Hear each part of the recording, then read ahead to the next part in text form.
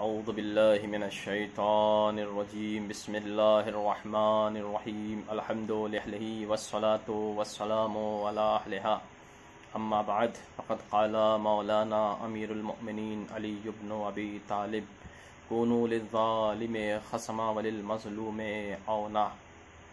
عزیزان محترم، شیعان حیدر کرار، مولائے متقیان کا یہ فرمان کہ ظالموں کے لیے دشمنی، غصے اور ناراضگی کا اظہار کرو اور مظلوم کے لیے حمایتی اور مددگار بن جاؤ۔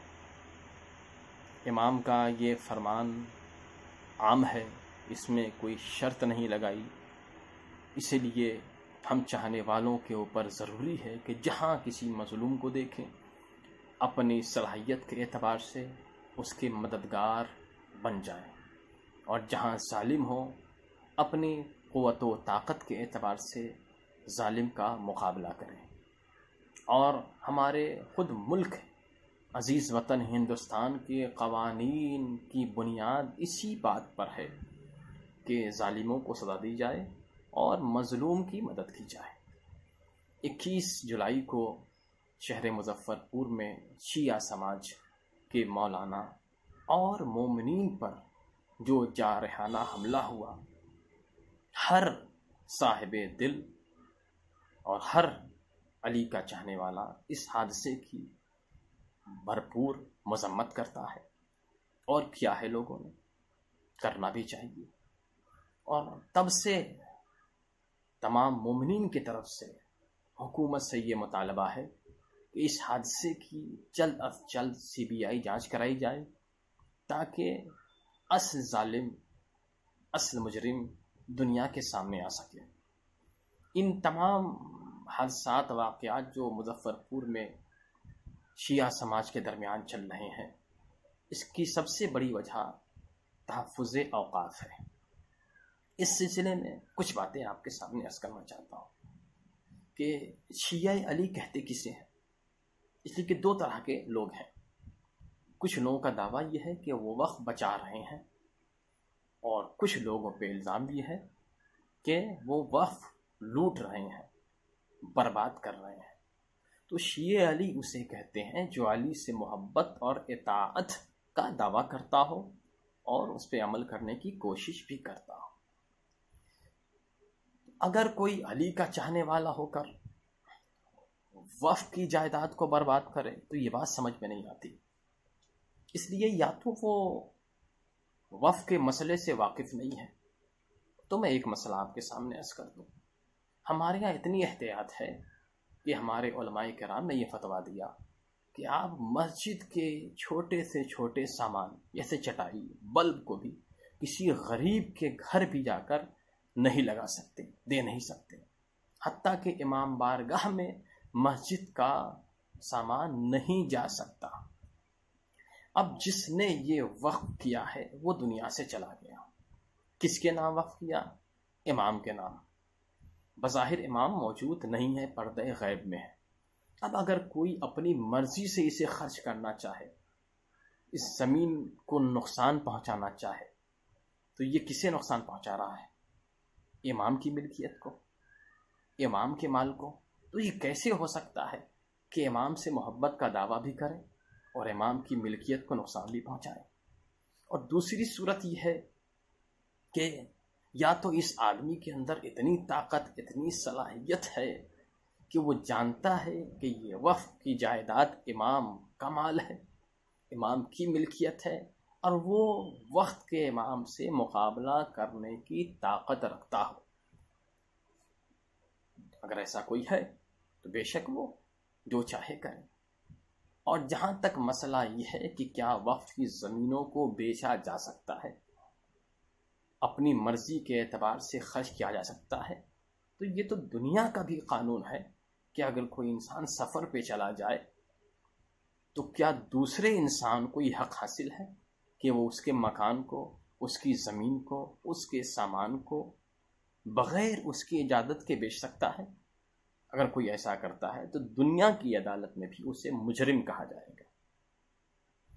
تو اب تو یہ چیزیں امام کے نام ہو گئیں، اور امام بظاہر موجود نہیں، تو کس کی اجازت سے اگر کوئی بیچنا چاہے تو بیچے گا؟ تو اس موقع پہ میں تمام ولایت علی کے اقرار کرنے والے کو دعوت اتحاد دینا چاہتا ہوں، اس لیے کہ ہم تو دنیا والوں سے کہتے ہیں اپنی تقریروں میں کہ اتحاد کا مرکز ولایت علی ابن ابی طالب ہے۔ اگر دنیا علی کی ولایت کو تسلیم کر لے تو متحد ہو جائے گی، تو پھر علی کے ولایت کا کلمہ پڑھنے والے اپنے ذاتی مفاد، اپنے ذاتی جھگڑے کو لے کر کیوں اس طرح سے الگ تھلگ پڑے ہیں؟ جب ہم میں سے کوئی وقف کو برباد نہیں کر سکتا، اور یہ طے ہے کہ وقف برباد ہوا ہے اور برباد ہونے کی کوشش کی جا رہی ہے، برسوں سے کسی نے اپنے مکان کا ایک کونا بھی وقف نہیں کیا ہے، بلکہ وقف کی جائیداد میں کمی واقع ہوئی ہے، تو ہر علی کے چاہنے والے کا فریضہ ہے کہ اپنی قوت و طاقت کے اعتبار سے اسے بچانے کی کوشش کریں۔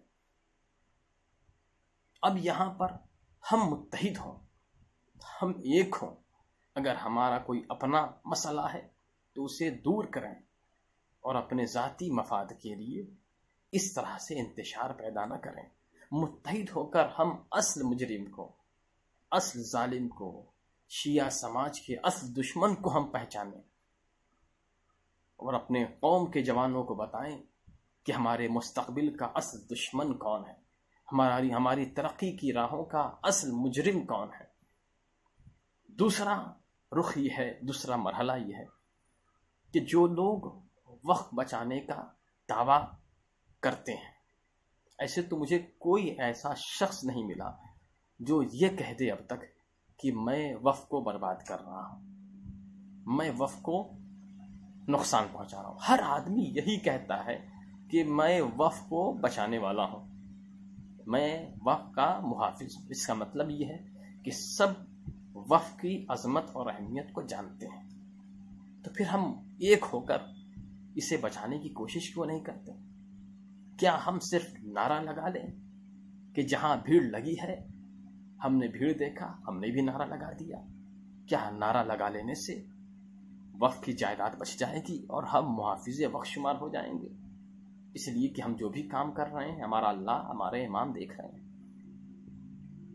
تو ہمیں کیا کرنا چاہیے؟ کیا ہم نے اپنی زندگی میں اپنے گھر کے اور اپنے زندگی کے امور کو ہم نے صحیح کر لیا ہے؟